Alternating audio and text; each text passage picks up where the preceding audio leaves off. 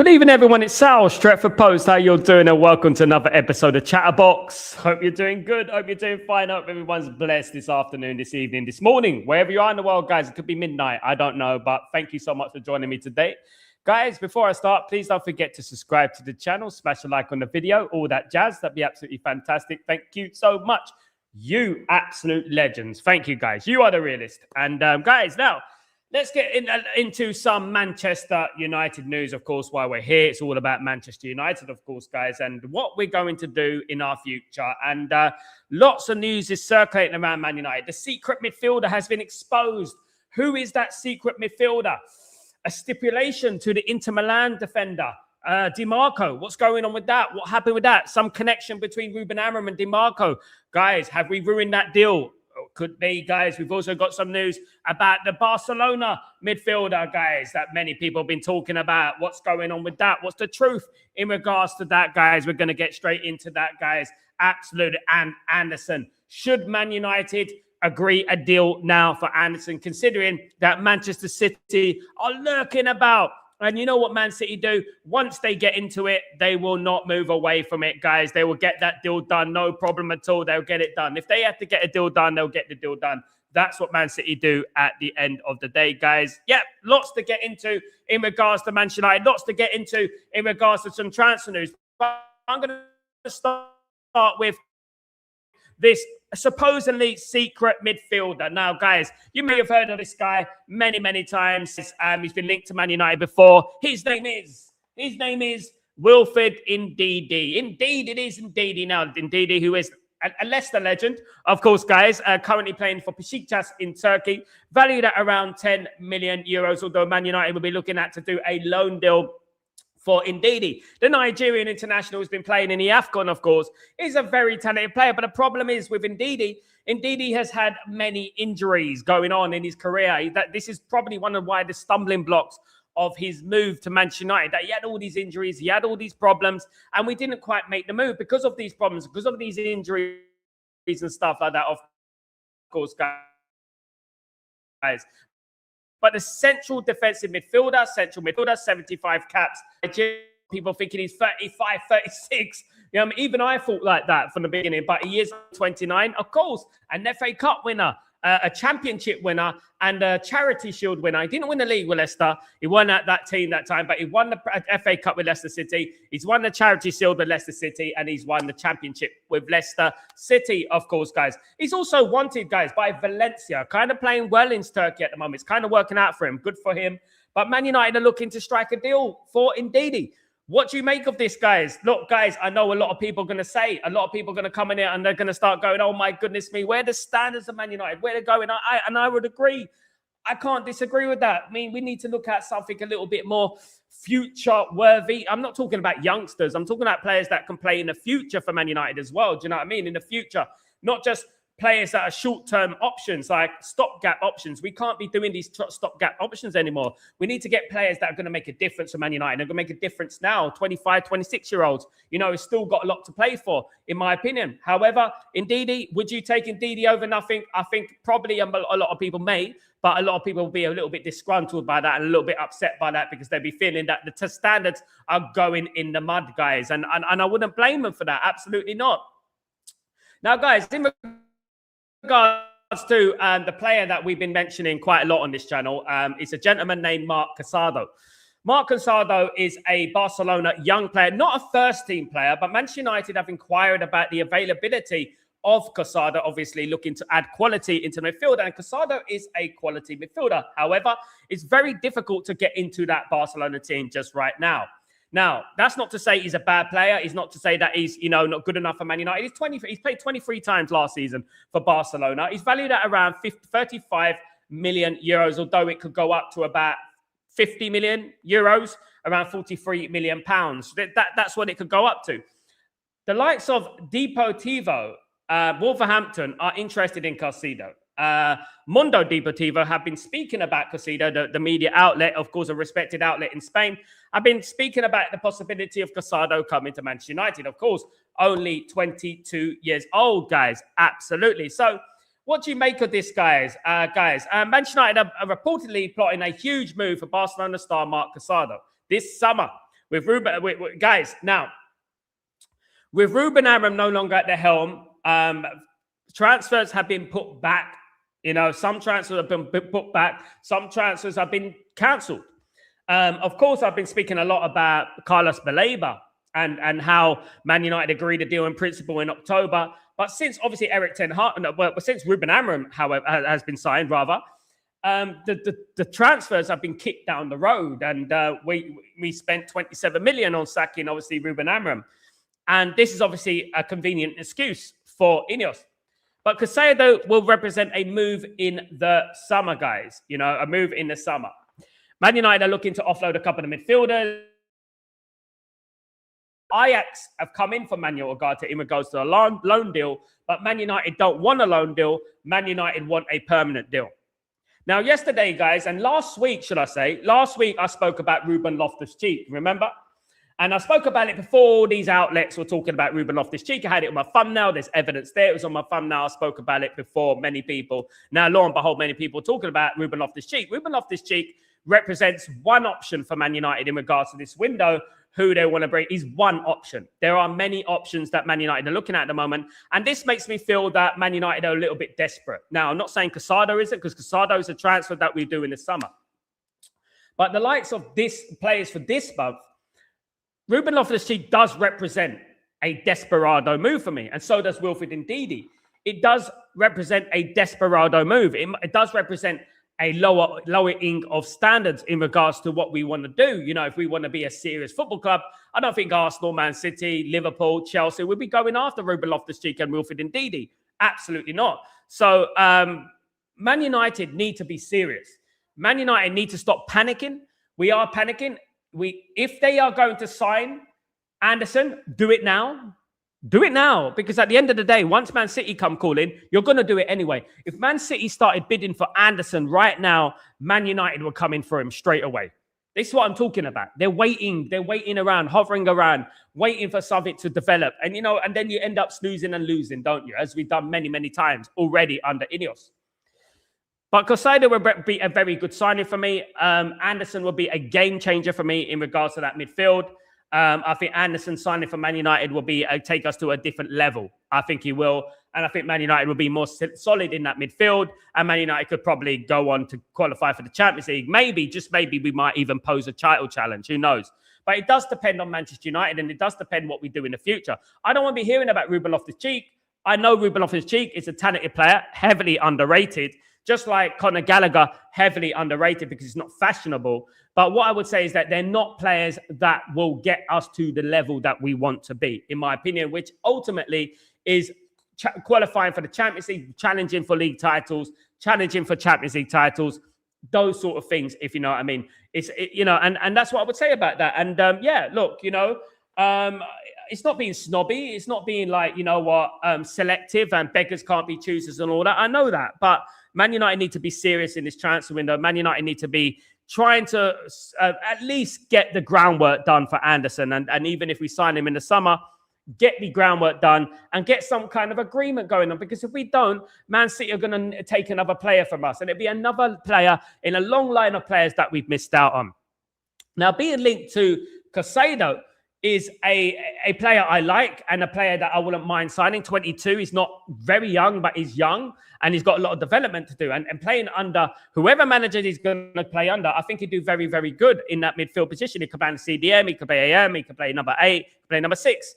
This is the good thing about Caicedo. And I would make the move for him. I would. And he's not going to absolutely break the bank. And these are the sort of clever moves that Man United need to do. They need to stop wasting their time and start doing these clever moves. However, a move for Caicedo won't be until the summer. Of course, guys, absolutely not. Not until the summer, guys. Let me get into one more piece of transfer news, guys, in regards to Manchester United. Now, apparently, it has been said over here in the UAE, Manchester United had earmarked a move for Di Marco. Of course, Di Marco, who plays for Inter Milan, one of the best fullbacks in the world. Now, it was apparent that Di Marco was talking to Manchester United before Ruben Amorim got sacked. Now, Federico Di Marco, Italian international, we've spoken about him many times. I spoke about him when he was at Napoli as well. I spoke about him back then. But according to various reports, DiMarco to Manchester United will not proceed because Coach Amram has been sacked. Now, apparently, Manchester United were in for Federico DiMarco and were quite advanced. Guys, Manchester United had previously investigated signing the player for Amram. Federico DiMarco is a subject of renewed interest for Manchester United, but Ruben Amram tried to convince him to sign for the club. It is apparent that Ruben Amram had convinced DiMarco that Manchester United is the team for him. However, he has been sacked, and that is put to bed any chance of Federico DiMarco signing for Manchester United. This is what I'm hearing, guys. Now, it would have been a good signing for Man United. You know what I mean? He could play left back, left right back, play that wing back position perfectly. Now, when I'm looking at it now, I'm looking at, well, Man United don't really need any wing backs, but we still need fullbacks. And looking at Dalot, I know I'm not going to criticize any player. Dalot's done relatively well in recent weeks. He's done okay. However, I would say almost got himself sent off of the week, and that's the bit of bozo moments that he has in the games, which is why we suffer sometimes. But DiMarco would represent a fabulous signing for Man United, you know, a fabulous signing for Man United. Now, according to Opta Index, Manchester United and Patrick Dorgu. Patrick Dorgu is the highest ranked player in the Premier League this month. Guys, I just want to say that again. Patrick Dorgu is the highest ranked player in the Premier League this month, with a rating, I think, of 7 point something. I've got it here, guys. 7 point something. Let me have a look. I'm gonna get the facts for you guys. I'm gonna get the facts. So, Patrick Dorgu. Dorgu is currently the most informed player in the Premier League with the highest rank of 7.83 in his last 6 appearances, which is about a month, isn't it? Fantastic. Now, many people were writing Patrick Dorgu off. I don't know why. He's a young player. He's 21 years old. I don't know why they were writing him off so early. It's really naive, isn't it, at the end of the day? And I don't know why they were writing him off, but there you go. That is very, very good news, and it's good for Dorgu. Dorgu's performed incredibly well over the last few weeks. He really looks like a leader in regards to his age. He looks like way beyond his years, and these are the sort of players that need to come good for Manchester United, and these are the sort of players that we need in the next 16-odd games if we are going to qualify for the Champions League. So very good news. Congratulations to Dorgu. Doing very well. Of course, we've got to keep it up, and we've got to keep the consistency, and let's wait until the end of the season, then we're going to reevaluate and analyse everything, of course, guys. But there's no doubt that Patrick Dorgu has a phenomenal high ceiling. I said he's going to be a fantastic player, and he is becoming that, of course, guys. Absolutely. So, baby, let me just say hello to the community. Hello, hi to everyone. Of course, guys, big up everyone. Big up Kenny. What's going on, my friend? I hope you're doing well, because it would be brilliant if we get both Anderson and Murillo in the summer. It would be brilliant. Murillo is going to cost about 60, 70 million, though. It would be a lot of money. I would say I'd much rather put that towards the midfield, Kenny. And I'll tell you why. I mentioned Murillo before anyone was mentioning Murillo. I'll tell you why we need to concentrate on the midfield. One midfielder won't do it. We need 2 midfielders. I would rather 2 midfielders. We've got De Ligt, we've got Yoro, we've got Heaven, we've got Licha, we've got Fredrickson, we've got Kulungi. All defenders. We don't need any more centre-backs, in my opinion. There's only 2 places to play for. Remember that. I don't think we need any more defenders. I think that would be a waste of 70 million. I think Man United need to go out and buy a couple of midfielders, put that money towards Anderson, put that money towards a Belaba or a player of that ilk, put the money towards that, and then, you know, a Kone, of course, guys, that, of course, and or Casado, something like that. Rather than buying too many defenders, we've got enough centre-backs. De Ligt is good enough. De Ligt is the first-team defender already. Then it's Licha, isn't it? And then we got Aiden Heaven and we got Lenny Yoro. So I don't think we need any more defenders. Absolutely. January Bournemouth at Champions League. I'm doing Champions League later on, guys. By the way, I am doing the Champions League watch-along later on. The Man City game, of course, guys. I'm going to give you the link to the game, of course, guys. Absolutely. I'm redirect you later on for that, guys. It's there. Good afternoon, Tyborg. Tyborg, I'm trying to pick the bones of that interview. I'm very confused about it. So I want to know, did the Frankfurt manager get sacked? Was it the Frankfurt manager who got sacked? And who was that guy talking? Was he the Frankfurt manager? I'm confused. I'm trying to get the English translations. I'm going to bring it out because it's a very, very good point you made in regards to the way the fan base act in Germany and the way the fan base act here and the way ownership should act over in Germany and the way ownership's act in England, not here, by the way. I'm in the UAE, of course. So it's very, very interesting, that one, of course. Is it the Frankfurt manager who's been sacked? Thanks, though, Tyborg. Absolute legends. Hey, big up, Bobby. How you doing, my friend? Hope you're doing well. Good to see you. And big up my Canadian brother, Marcus. What's going on, mate? How you doing, fella? Hope you're doing good. Good morning, Sal, the man. You need to get paid for opinions, champ. Mate, I go through a lot of opinions. I mean, at the end of the day, I love it. I love football. That's the most important thing. And I have this great community who I can talk to. Some of them a little bit too opinionated, a little bit too... Look, guys, what I would do, and this morning, a lot of people were saying I was too harsh and this and that and that. Guys, what I do, like what I will do is that what we have to understand is that we have to stop being such easily wound up. We are a very easily wound up fan base. And when I'm talking about Paul Scholes and Nicky Butt and I'm talking about Licha Martinez, you know, guys, you know, we do not live in a world of marshmallows everywhere and fluffy clouds and stuff like that. You know, at the end of the day, what I feel is that Man United and Man United fans are too easily manipulated. They're too easily manipulated and they're not concentrating on what the most important thing is at the moment, which is the Glazers and Ineos and getting the Glazers out. Look, I don't condone what Nicky Butt and Paul Scholes said, but to me, they come from a different generation, all right? They come from a different generation and it's very hard for him to understand. There is a cultural divide there.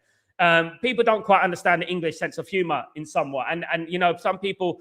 You know, they take it too offensively. Look, I come from, obviously, a long time ago. I started supporting Man United a very, very long time ago. Most of my life has been supporting this football club. So I understand it. I understand that he shouldn't be making fun of his height. Some people take that offensive. But, you know what I mean, at the end of the day. But Jamie Carragher did it. Jamie Carragher did it a year. Was it a year when Licha Martinez started? You know, guys. But why didn't they go in on Jamie Carragher? You know, this is what I'm talking about. I mean, no, he did it. He said he's too short and blah, blah, blah. So why didn't Licha Martinez respond to that? And that's my only feeling of it.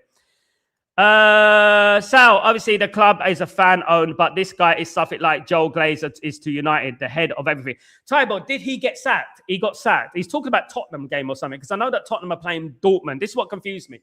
So did he get sacked, or, you know, from Frankfurt? So...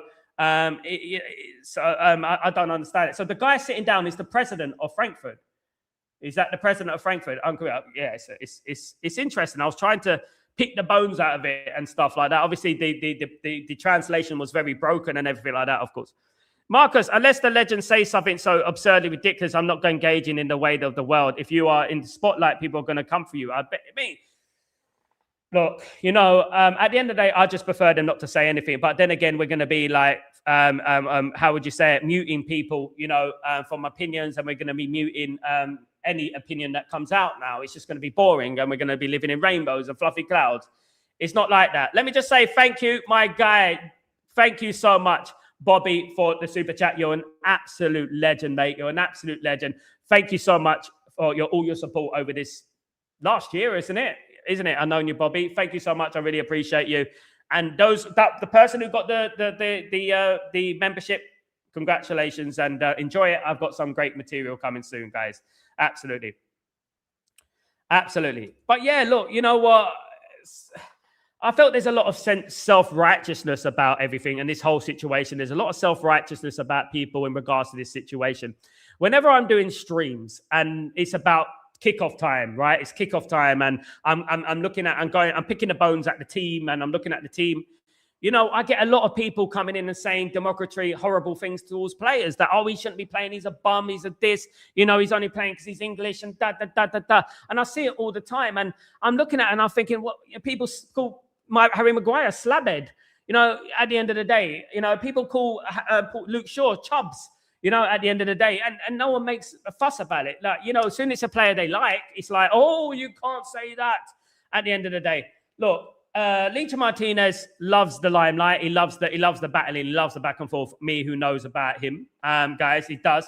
So, look, guys, I think people just need to get off their high horse a little bit and just, like, at the end of the day, just let it be. And Man United will do whatever. The best way to shut up anybody, guys, the best way to shut up anybody is to win football matches, and that he did at the weekend. And long may it continue at the end of the day. Marcus, I believe you have to assume that folks are going to come for you. Make it easier to deflect criticism. Not being said, Glazers are loving it, us going at each other. Exactly that, Marcus. And I think this highlighted one of my most important points this morning. was the fact that we have easily been swayed away from what's the most important thing.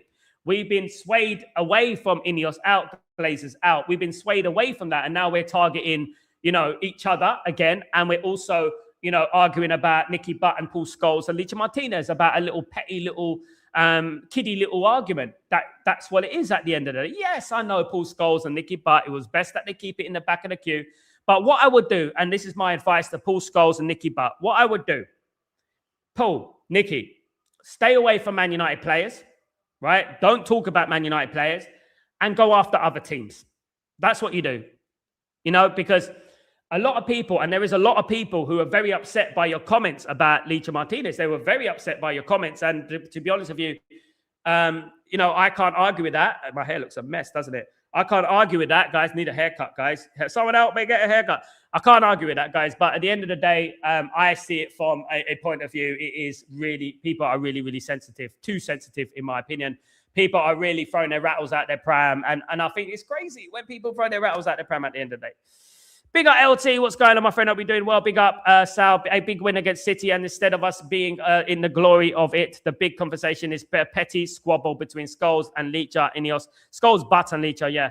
Ineos and their failures should be their focus. Exactly that, LT. But what a lot of me feels like, there's some Man United fans out there who are not bothered about Ineos and the Glazers, and they don't come across like they're bothered about Ineos and the Glazers. They feel like, they're more bothered about these sort of things. They're more player FC. They're more like, manager FC and stuff like that. And I think that's the big problem in the fan base, that they're not concentrating what the most important thing is, because they can't visibly see what the important thing is. And they refuse to look at it because they're not them type of people. There's fighters in this world.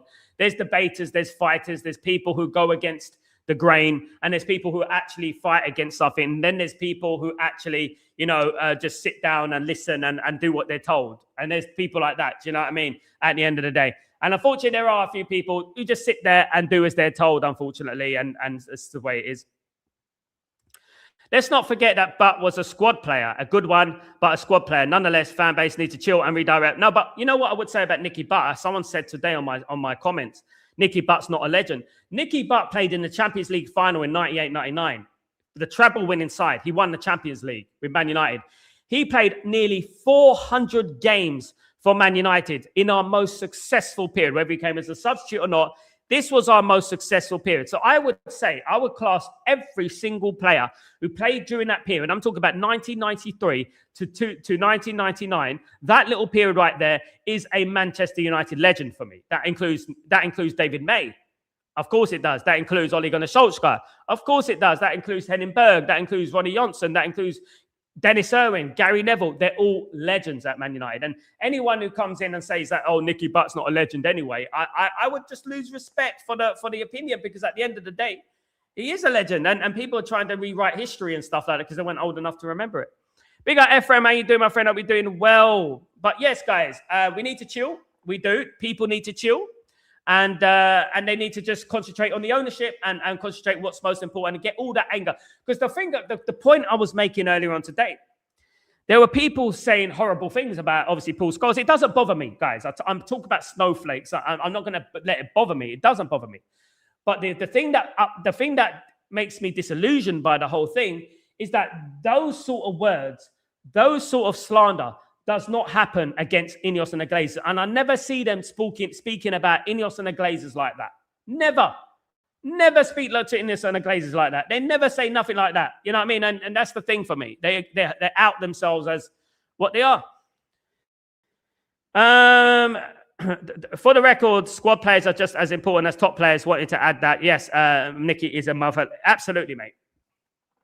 Especially in the Alex Ferguson period. This is what the likes of Kobe Mainu and players like that don't quite understand, that you can become a legend at Man United, even being on the bench, but everyone wants to be the superstar. They want to be the main character in the story, and that's the thing, isn't it, these days? Big up LT. Ornstein just said that we are not planning in the January window unless a summer target is available and another once they're in on this window, which means no signings, which is the major problem. Now, LT, let me just get this straight, right? What I said earlier in the show. It's unlikely Man United will sign players. But if Manchester City come along, right, and they go after Elliot Anderson, Man United, I bet you any money, Man United are going to get up and try and make a bid for Elliot Anderson. But by that time, it would be over. It would be too late. And there is obviously rumours that Man City may potentially, unlikely, but they may potentially make a bid for Anderson. And then we're going to miss out on another player, isn't it? You know, teams are doing deals. Now, if someone goes after the players that we're linked with, our main targets, you know what, guys? It's going to be very precarious for us. It's going to be bad for us because at the end of the day, there's not many players out there of quality. And if you want to take the risk, and if you want to wait until the summer, the World Cup is on, guys. These players can have a marvelous World Cup. Everything would go very well in the World Cup for these players. And then all of a sudden, their price tag is going to fluctuate into some ridiculous price tag. Elliot Anderson won't be 60 million. He's going to be 90 million. You know what I mean? And this is the problem that we're having. If you're lucky enough to win a trophy, you are blessed. Or when you win 11 like Scholesy, you are at a different level. Like Scholes all you want, but to win to shut him up. I mean, Scholesy was one of the greatest midfielders in the generation. You know what I mean? Ask Pep Guardiola. There's videos of him saying it's his favourite midfielder. Ask Xavi. Ask Zidane. Ask all of those guys. Ask Thierry Henry. You know, who their favourite midfielder is in the Premier League, who they would like to play alongside. Paul Scholes. Each one of them say Paul Scholes. You know, each one of them say Paul Scholes. And there you go, guys. Like, people trying to ruin their legacy because of what he said in a podcast, it doesn't really make any sense, guys. You know, it's like Muhammad Ali going on a TV show and you say something you don't like and then you say he's not a legend. You know what I mean? At the end of the day, it's just crazy. And this people just want to make, you know, want the world to burn and they just want to rewrite history. In my eyes, but he's a legend. I think in a lot of people's eyes, I think in the people with common sense eyes, Tybert, but he's a legend, guys. Like people saying, oh, you know, Cantona's a real legend, like Paul Scholes and Butt ain't legends. They are legends. Yeah, at the end of the day, you know, Cantona didn't win the treble. He was an influence, but he didn't win the treble like they did at the end of the day. So, guys, but he's a legend, won the treble and many trophies, and he wasn't just sitting back on the bench during his success. Those players that weren't in the spotlight were as important as the starters, just like Ole Gunnar Solskjaer was, and Ole Gunnar Solskjaer got the winning. And the only thing what Ole Gunnar Solskjaer has highlighted because Ole Gunnar Solskjaer got the goals, and that is the reason he's highlighted. But no one wants to talk about Nicky Butt. No one wants to talk about David May. No one wants to talk about Henning Berg. These are all legends as well because they came at a period when Man United were most successful, and they contributed to our most successful period in our history, and no one can take that away from them. So they are legends as well. We've got a lot of snowflakes nowadays, Sal. People can't take a little bit of criticism, unfortunately. Listen to Mark Goldbridge. I urge you to listen to his show last night, what he said about it, and this morning, what he said about it. People just need to be calm a little bit. You know what I mean? People just look. We came from adversity. Man United came from adversity. We came from very, very huge tragedies, guys. Man United did, you know, and we had adversity to the start. So adversity has been part of Man United's success. Now, a big part of Man United's success was Nicky Butt and Paul Scholes at the weekend, right? Because I would like to argue that Licha Martinez had the best game he's had all year. You know what I mean? And this is what I'm talking about, because probably Nicky Butt and Paul Scholes gave him that boot bunch up his ass. Because at the end of the day, he was not playing well at that time, and he was injury prone as well. He's been out for a year, for crying out loud. Do you know what I mean? So now we hope we go on, and I hope that Nicky Butt and Paul Scholes take some of that energy, and I said it this morning, towards the ownership, take some of that energy and put it towards some of their players who play for other clubs. I think that's what they should do. Hey, big up, Kevin. What's going on? Big up, Kevin. How you doing, my friend? Now, rumor is that Man City may make an offer for Elliot Anderson from this day until the 2nd of February when the transfer window closes. Now, if Elliot Anderson gets a bid for Man City, we are in a very, very big risk of losing Elliot Anderson. Now, this doesn't mean that necessarily that Manchester City will sign Elliot Anderson this month. It means that they could get the groundwork done and get an agreement for the summer. Now, the biggest, craziest thing which typifies Man United, typifies this ball, the Glazers and Ineos, is that once Man City make that bid, you watch Man United jump up and start going, oh, we're going to bid for Anderson, we're going to bid for Anderson. You're going to see them jump up and you're going to see them do that. And obviously, what's Anderson going to think? Anderson is going to think, well, now you want me. Now you want me. Man City have bid for me already. I'm going to go Man City. And that's what happens, just like Semenyo, guys. It's exactly the same scenario, you know? Now, I wonder where that 62 odd million has gone for Antoine Semenyo we were going to buy with. Where's that money gone? Just like Jim Ratcliffe's 4 billion. Where has that gone? Who is going to buy Chelsea with? Where has that money gone? I want to know where that money's gone. Exactly that. Do you know what I mean? At the end of the day. Marcus, I hate when legends get criticised from constructive critique. If Cantona went off on these guys who has the fortitude to go up against him, if you want to hate, have a resume behind you. Back it up. Look, the only thing is, right, I don't quite think people understand the banter, right? It was a bit harsh. I agree with that.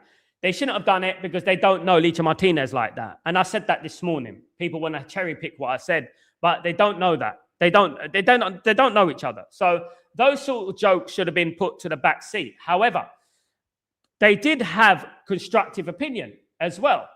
I think my biggest argument about Licha Martinez against Paul Scholes and Nicky Butt is that Licha Martinez does not deserve the criticism because he's the last one of the last ones who deserve the criticism. However, what I would say is that I didn't find it, wow, that is awful what he said.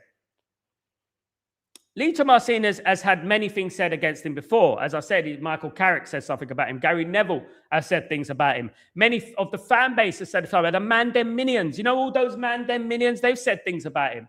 You know, so what he should do is that you can't, guys, out of every 100 people, there's going to be at least how many people dislike me? There's going to be people dislike me. Oh, Sal, he's rude. Oh, Sal, he's this. Sal, block people. I don't block people. I've only got probably one person on my block list from this morning. But, he said something awful. But that's it. I don't block anyone.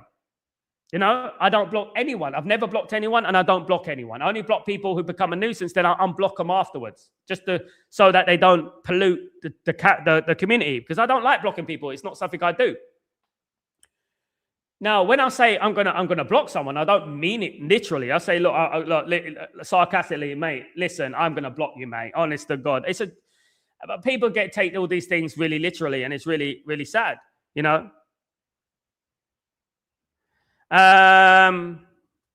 Tyborg. For some reason, fans are loving the drama these days. Every word, every sentence is overreaction. There are no calm and constructive opinions, just hysteria. Exactly that, Tyborg. There's no balance to it. There's either lovey-dovey or hatey-hatey. If you know what I mean. Hatey-hatey, lovey-dovey. That's what it is. We need to go in the middle here, and we need to call things from all different angles. That's what intelligent people do, of course. LT. Basically, what we are trying to say is that everyone has an opinion and entitled to it. This means our legends can say what they want. But for me personally, I just wish they criticized Ineos more. I do as well, Ineos. Goodness me, LT, you're not Ineos.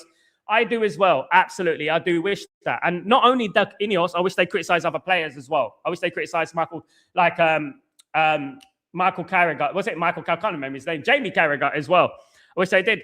You're not going to get blocked, Ellen. You're never going to get blocked. You know, it's never like that. It was always joke and banter. It's like ridiculous. I couldn't believe your positivity about it, about Leach and all that. What's happening? Bigger Ellen, drive safely. Don't tweet and that way you drive. I've told you many times, or you will get blocked. I'm joking. Guys, don't even like mentioning Wilcox and Berardi in the same sentences as United. However, Elita is a good player, but before he came out United, I was always worried about his height. Revisionism is a bitch. I think a lot of them were. I think a lot of people were, and you'd be lying to think that you wasn't at the end of the day. You know what I mean? Would you take Jean-Philippe Mateta at United? Samuel, I like Mateta. People know I was a big advocate for Mateta in the summer. I think he's a good player. He hasn't been at the same level this season, so this is what we're talking about, isn't it? Because there were ridiculous prices being quoted for Mateta, and he hasn't quite done it this season. We have to be very careful what we do. I don't think Man United should be prioritizing a striker. I think once we got the midfielders in there, I think that then we can start prioritizing on an extra defender or a striker, you know, or another tackle player or fullback and stuff like that. I think we really do need to fix that midfield. You know what I mean? Absolutely. Big up, Ellen. Guys, the legends brought me so much joy. Hard to go. You know, Marcus, you know, this is exactly how I feel. You know, can I be honest, guys? When I look at Nicky Butt and I look at Paul Scholes, I look at Eric Cantona, I look at Gary Neville, I look at David Beckham. They gave me some of the most joyous moments in my life in regards to being a football fan. They gave, oh, my hair, man. I'm tired about my bloody hair's a mess. They gave me some of the most joyous moments in football, in football. They gave me some of the most amazing moments. So it's hard for me to go against them because they've done it, been it, seen it, won the T-shirt, done a lot. They've done a lot. Paul Scholes has 11 titles. If Paul Scholes came to me and said, Sal, you're a knobhead, I go, thanks, mate. All right, mate. You know what I mean? I don't care. You know what I mean? Sal, if I was playing football for Man United and Paul Scholes comes and Sal, what the hell? You kick like a donkey. What are you doing? Sorry, boss. Sorry, man. Sorry. I wouldn't take it offensive. That's Paul Scholes. 11 titles, one of the best midfielders in history. I wouldn't take it offensively. And that's what I would say about that. You know what I mean? Absolutely. People used to criticize Fabio Carvalho for not being tall. Exactly that. You either when you get lemons, make lemonade. That's it. It's over. When you respond aggressively, knock on my door, it just makes you look like, what are you doing, man? Just take it on the chin, man. It's just a bloody podcast, for goodness sake. It's just like two lads in the pub. That's basically what it is. It's unfiltered. It's one of them ones, isn't it, at the end of the day? And I think just taking the chin. And me, guys, let me just tell you something about Nicky Butt and Paul Scholes, right? I've been criticizing Nicky Butt and Paul Scholes for the way they went in on Ruben Amorim throughout his tenure. And I'm not flip-flopping from that because I did go in on Nicky Butt and Paul Scholes. You can scroll back. I was going in on them for a while, guys. You saw me going in on them for a while. Do you know what I mean? At the end of the day. My hair is really irritating me. Let me have a look. There we go. That's a bit better. Yeah, there you go. Yeah, I don't like doing it. I don't like messing about my hair. I'm not that vain, guys. But, when my hair's all messed up, guys, I look like a crackhead. I don't like to look like that at the end of the day. But thank you so much, guys, for putting up with it. Absolute legends. You can't make fun of me, by the way. I'm not going to cry. There you go, guys. No snowflakes here. Absolutely not. No snowflakes in Stretford Post. Absolutely not, guys. Absolutely. But what I would say, last few months, I've been criticizing Paul Scholes and Nicky Butt for what they've been saying about Ruben Amorim. Now, it was always constructive. I was always saying, I understand what they're saying, but they're wrong. They shouldn't be saying that they're wrong. Because at the end of the day, what my biggest problem is that, they weren't looking at things from context. They weren't looking at things, what's going on around the club, surrounding the club. They weren't looking at Jim Ratcliffe. They weren't looking at Glazers and things like that. And that's what I was looking for. That was my argument. They weren't looking at the injuries, the AFCON and things like that. They were just going in on Amorim unjustifiably. When we were 3 points from fourth place, they were talking about history and talking about legacy and talking about heritage, which I know a lot about, and I was talking about, they were talking about the three at the back, and I was talking about the 70s and the 80s when Man United on occasion had three at the back. They were talking about the youth players. Now, Manchester United only between the late 60s, after the period of Sir Matt Busby, between the 60s and pre-Class of 92, only had 14 young players brought through, guys, and not all of them made it. In fact, none of them did. They done okay. They were greats in the end, maybe one or two of them, but none of them made it. Why didn't they make it? Because of the pressure of 1968, the pressure of the Busby Babes, the pressure that they brought on them. In fact, they were actually relegated. And then we only brought through from the late 60s to the pre-Class of 92, 14 young players, guys. And this is what when I was correcting them, I was saying, well, that's wrong. And I will correct people when they're wrong. I will correct people when they say, you know what, we always brought through youngsters. No, we didn't. So Matt Busby brought through youngsters because there was no money to buy players. There was no players available to buy players. So we took it upon ourselves to bring through the Busby Babes. Sir Alex Ferguson is the only person who basically duplicated that time. He's the only one who duplicated that time. He's the only one who brought through the youngsters, but he brought through the youngsters with Irwin, with Gary Neville, Gary Neville, Peter Schmeichel, Eric Cantona, Andy Cole, Ryan Giggs, Steve Bruce. This is what I'm talking about at the end of the day. And I would like to correct them on that. I also corrected Nicky Butt and Paul Scholes on the era that they played in. The era that Paul Scholes and Nicky Butt played in was an era that was stabilized, that we had a good ownership. We had the best manager in the world. We were successful. Everyone had the winning vibes. We had world-class players all around the pitch, guys. I bought in that. So I don't defend legends just because they're legends. I've openly criticized legends openly.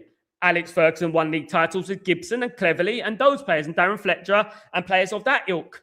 You know, I said that those players, if they were playing in today's game with these players, of course, they'd be world-class players, but they would not win league titles like they think they would, because it's very difficult at the moment. Big up, Malcolm. How you doing, brother? I hope you're doing well. All right, lad. I blame Sir Alex for United failing in the past 15 years, lad. Can we talking about that, lad? Malcolm, Everton fan. Why would I talk about an Everton fan about Sir Alex? No, I'll be honest. You make a point, which is legit. I would always respect Alex Ferguson. I got a lot of love for Alex Ferguson. I was raised with Alex Ferguson. Alex Ferguson will always be a legend and the greatest manager of all time in my book. However, it doesn't mean that everything that Alex Ferguson says from the moment he retired to this very day should be taken as the gospel, right? Because at the moment, he recommended Moyes, right? And things like that, right? And we have to look at that. We are not employing Roy Keane because of Alex Ferguson, because they don't get on. We're not employing Roy Keane because of that, which I find wrong. Regardless of the relationship between Roy Keane and Alex Ferguson, Roy Keane should still have an opportunity to be at Man United in some capacity. He's already openly said that he would do something at Man United. Do you know what I mean? He's already openly said that. I don't think that, you know, players should be held back from playing for Man United or working at Man United because they don't get on with somebody. Famously, Teddy Sheringham and Andy Cole did not get on, and they won a treble together. You know what I mean? That's what I'm talking about. You know, you don't have to get on. In life, you don't have to get on. As long as you've got the same goal, you've got the same thing. In fact, guys, I would say that sometimes it adds a little bit of spice. Alex Ferguson will always be a legend, and it doesn't matter what people say. You know, he will always be the greatest manager of all time, him and Sir Matt Busby in my eyes, right? But what I would say is this. We have to start slowly moving on from this in regards to the opinions and regards to the modern day football and stuff like that, in my opinion, right? He should have an opinion. I'm not saying that. He should have an opinion. He should have an idea. But we should ask him, what do you think about, you know, Nagelsmann, or what do you think about Luis Enrique, for example? And he should be allowed to have a legitimate opinion on it, but it shouldn't be made the gospel. Alex Ferguson said it. That's it. It goes. Nobody has any opinion now. It's Alex Ferguson said that. This is what's going to happen. This is how it goes. Do you know what I mean? Marcus, LeBron James won 11 titles. Nobody would say nada to him. Absolutely. We take these guys for granted. Great artists and talent have demons, but because they are so good, we give them a pass. That's how I see it, generation. You know what I would say, Daz, Marcus, my friend, Marcus, I spoke to my wife this earlier today about it. I get angry sometimes. I have a temper. And this is one of my biggest problems, right? We're not perfect. I have a temper. I'm a happy guy. I'm a positive guy. But I have my demons, you know, and the reason I have my demons is because I was in the music industry 20 years. Don't know if people know, and I've done a lot of things in the music industry and stuff like that. I have my own standards, and I have my own ethics, and I have my own memories on how hard I worked from a one-bedroom flat, one-bedroom apartment, 5 of us in the projects, as they call it in America. They call it the estate in England, the council estate.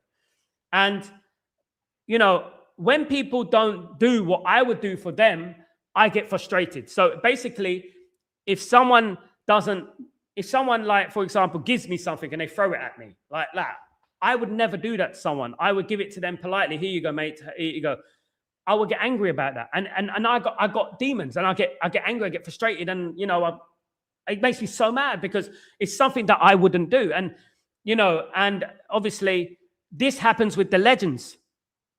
You know, this happens with the legends. They get frustrated, they get angry, and they probably say some things they don't mean.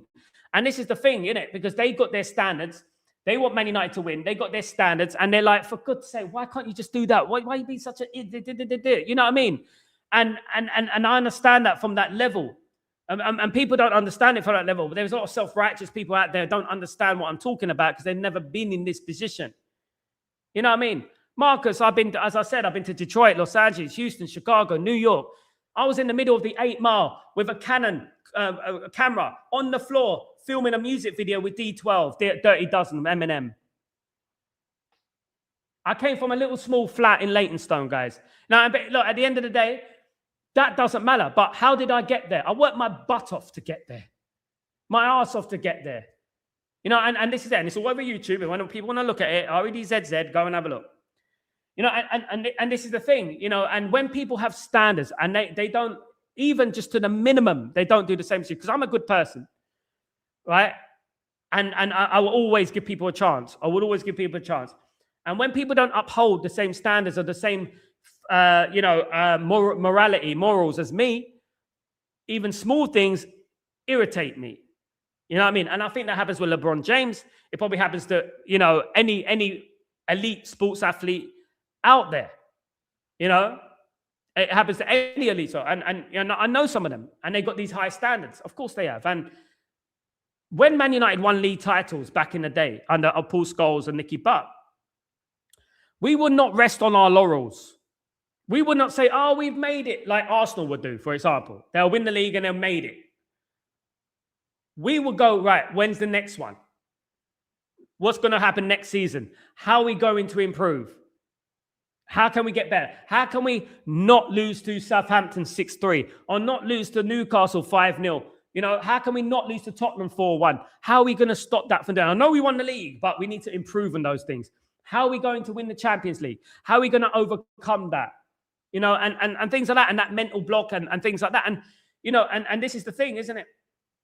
You know, that's their mentality. That's what they are. The players that we currently have, some of them have been good for Man United. Good. Full stop, right? Good. But that's not good enough for Man United, is it? You know, it's not good enough for Man United. And, you know, and I understand where they're coming from, because they come from a disciplinarian era where, you know what, Alex Ferguson could kick a boot into David Beckham's face and you wouldn't hear a peep from David Beckham. You wouldn't hear a criticism from David Beckham. Nothing. That's the era we're talking about here, guys. You know, and it's just me, but I think just people need to just look at things objectively and don't just, it's only words at the end of the day. It's petty. It's petty. You know what I mean? I've been called far worse than social media, guys, honestly. You know? Big up, Marcus. Samuel, the class of 92 should call out Ineos and the Glaze along with Rio Ferdinand. I agree with that, Samuel. You're absolutely right. Sal, they can say their own opinion. Yes, they can. It's their platform, isn't it, at the end of the day? LT, I'm worried about us not doing anything in January when we have a big opportunity to solidify Champions League. Absolutely. And who's our next manager? Will they actually back him, or do they want to babysit him like Amarim? Exactly that, LT. Exactly that. Everyone's improving. Every time I turn on social media, I see another football team signing players. I'm not seeing Man United signing any players, and it's frustrating for me. And there you go. There you go, LT. This is exactly what it is. We're diverting our attention from that very, very important point to a petty little handbags at 10 paces between legends and a current player. It never happens anywhere else. It's not happening at any other elite club. It's just happening at Manchester United. You know what I mean? And this is the problem with it, you know? Bart was a squad player back then. He would be an absolute starter. I mean, every single player that played for Man United back then would be a starter. Juan Sebastian Veron, who signed for Man United way back in 2001, 2002, right? Juan Sebastian Veron will be the best midfielder in the Premier League right now. That is how football has regressed, by the way. He'll definitely be the best footballer for Man United. That is how football has regressed, let me tell you. David Beckham, Eric Cantona should buy Manchester United from those cockroaches. That would be lovely, mate. That would be lovely. Absolutely. That would be lovely, guys. Absolutely.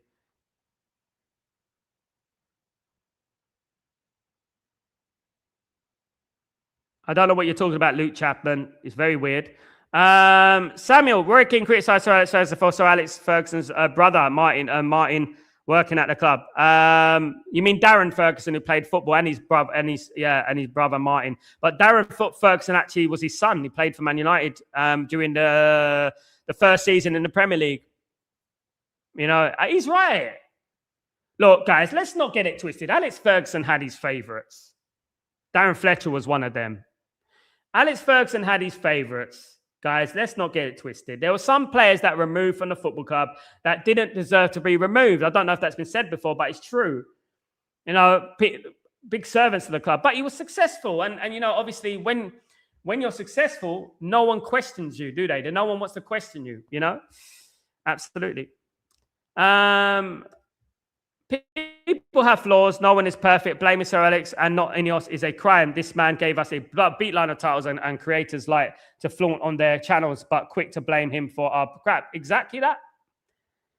A lot of them don't mention the Glazers. They don't mention Ineos. A lot of them.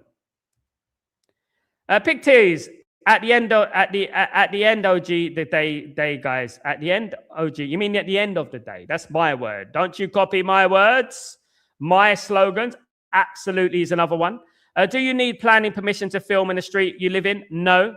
You can play. You can film in public. In England, in America, you can film wherever you want, but you can't film in an enclosed space. For example, you can't film in malls. You can't film in hotels and things like that, you know, without people's permission. In England, you can film in a public place anywhere you like, even in front of a police station. You can do it. You're allowed to. It's, you know, at the end of the day. So, yeah, you can film anywhere in America as well.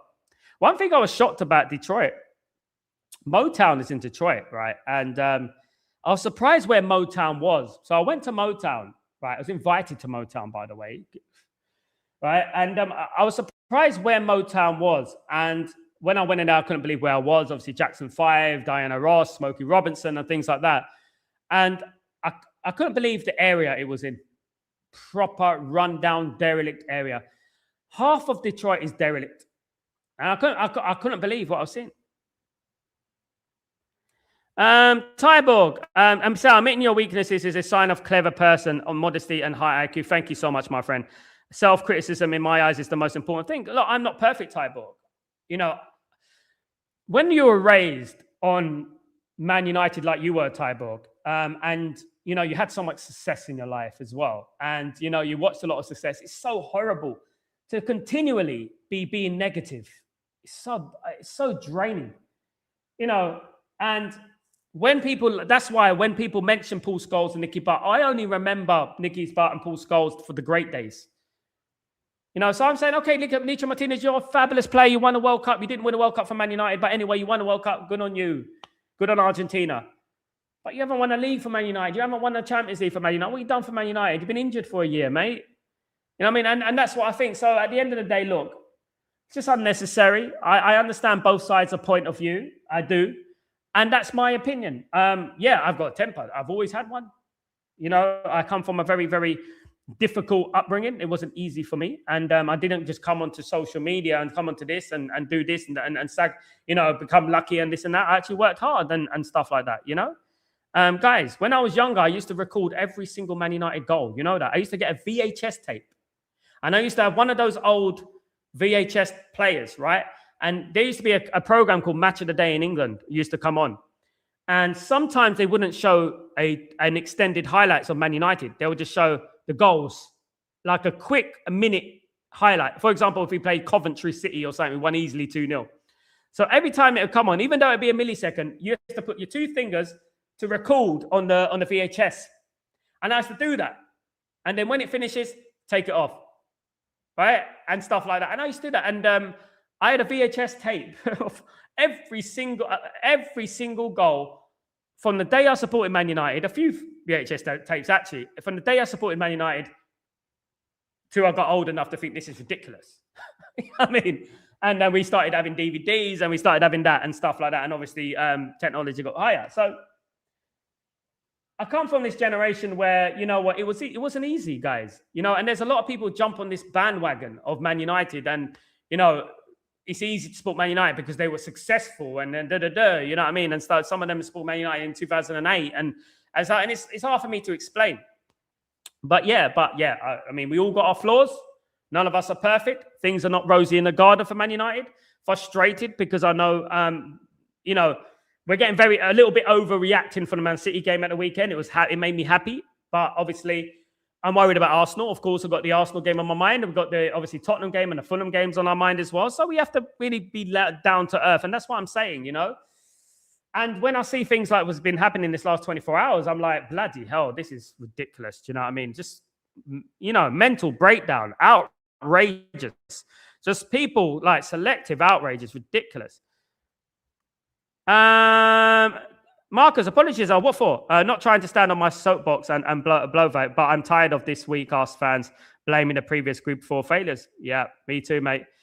Me too, brother. Swap Neil, what's going on, my friend? Hope you're doing well. Good to see you. Large up, my friend Mandem. What's going on, my friend? Hope you're doing well each and every time. We are not signing players yet. This ongoing nonsense debacle between the club legends and the current players is taking over instead of club. Exactly that, Mandem. Mandem, you know it. You know it. You're screwed on, mate. You're screwed on. Absolutely, guys. You're screwed on.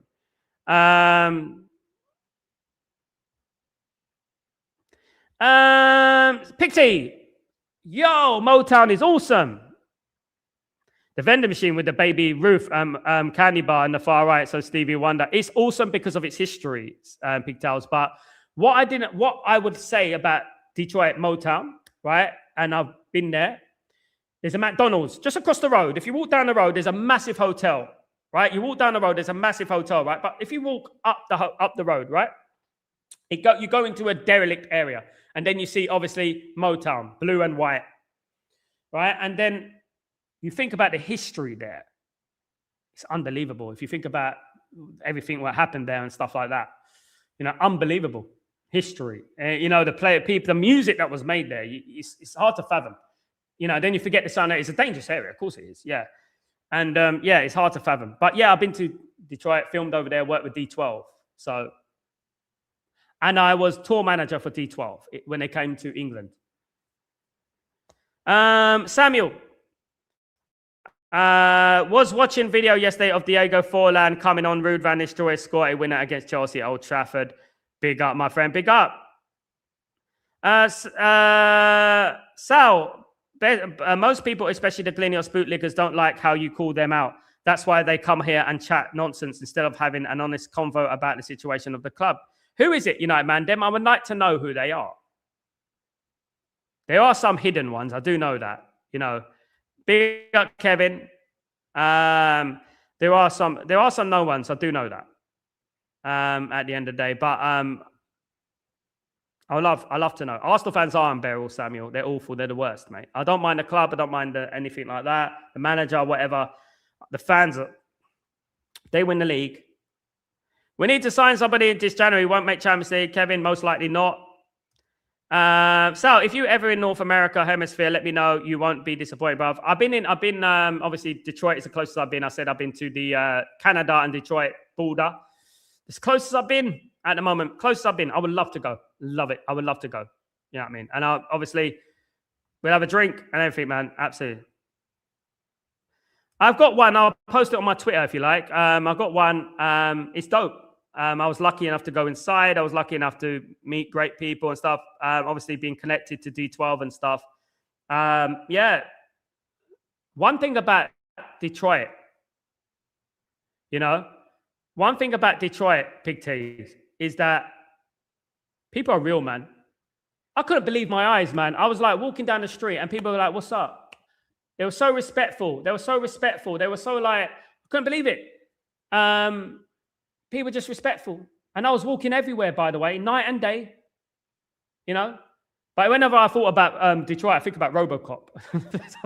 I don't know why, but I do. But yeah, yeah, great memories, great memories. It's hard work, but you know what? I did a lot, experienced a lot. I'm glad about that. Thank you so much, Ellen. Much love to you. Love you too. Thank you so much. Benny, some old geezer story when everything done on the cheap. I have a funny feeling Glazers will sell the club in the summer. I hope so, mate. So have you been? Have you been? Yes, I have been to Chicago, Illinois. Yes, I have. I went to the Magnificent Mile.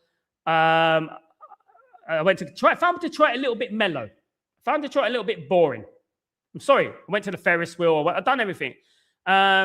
See a Cubs game. Sox, White Sox. Agreed on Detroit. I'm in UK, but live in Brooklyn, New York. My brother lives in New York. He's married over there. Marcus, if we beat Arsenal this week in Sal, I have a funny feeling about our prospects for the season. Me too, Marcus. That's obviously that, of course. Guys, I want to thank everyone. Guys, please, don't forget, we've had over 50 people in this stream. Please don't forget to smash the like if you haven't already. If you've forgotten, please do that. Really helps with the algorithms stuff. Guys, I will be back for the Man City Boulder Glimt. I don't know, maybe Ellen could say it. Boulder Glimt game later on, guys, for that. Join me for that, guys. Should be a good one. And enjoy. I'm here all night, guys. I'm here for the Bodo Glimt. I'm here for the Inter Milan and Arsenal game as well. So, guys, so join me for that. Can't wait to see you all. I'm Sal Warner. This is Stretford Post. And, guys, and this is Chatterbox, of course. See you later. Take it easy. Peace.